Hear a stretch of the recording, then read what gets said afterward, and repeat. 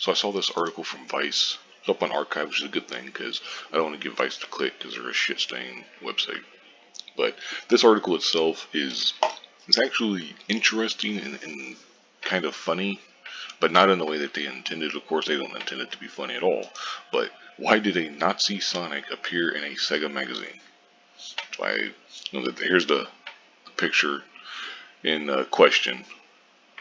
It's basically Sonic killing Mario. And then they show several of these, a little later in the article.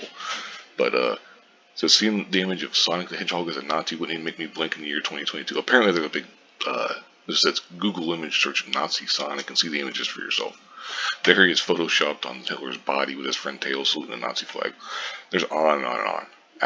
I had no idea that this was a thing, but apparently, I guess you could probably. I imagine though, if this is true, Nazi Sonic's a thing. I guess Nazi all these other characters probably are. I'm not sure though. Anyway, there was a. It's in the June 1992 issue of Sega Power, a magazine devoted to the video game company's games and the fandom around it. To understand this image, we must first understand its historical context. Everybody knows this by now. We had the console wars, Super Nintendo versus Sega Genesis, on and on. It says, in 1992, Nintendo's position was less dominant. This was after they had come back and they pulled the video game industry out of 1983's great video game crash. The Genesis launched at a lower price point, consistently outsold the SNES during the Christmas shopping season. Genesis had a slick, black, edgier look and that marketing to match. Genesis does what Nintendo don't, as the famous ad said. There's the ad, I won't play it, of course, but when I talk about how key to this edginess was Sonic, I always liked the part when they said, if you let him idle for a bit in the game, he'd break the fourth wall, look at the camera, and start tapping his foot. That was all, or the one where Crash called Mario Plumber Boy. That was kind of funny. But anyway, there's the Sega Power published that June 1992 issue.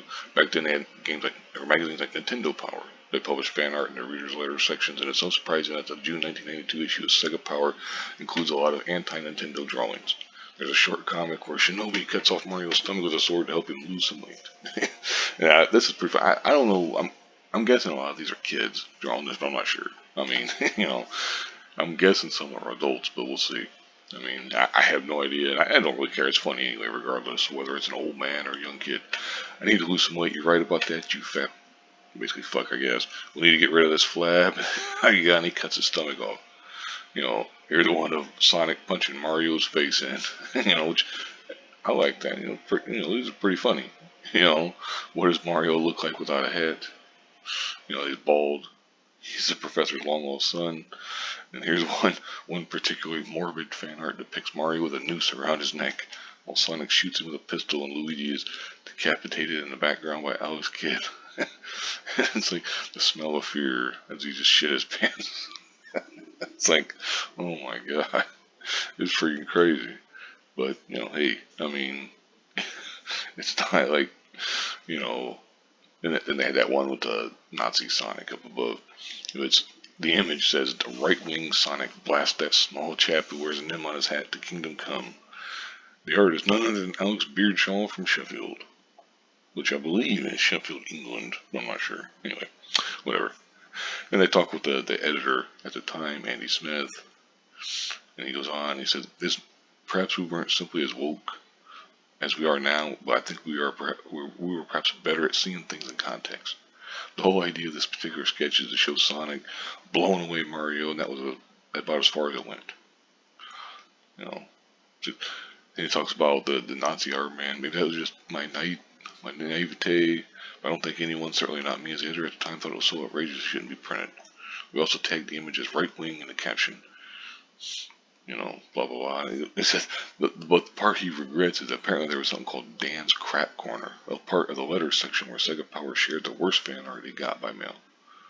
But it's basically making fun of the people who sent in their, art and stuff. And,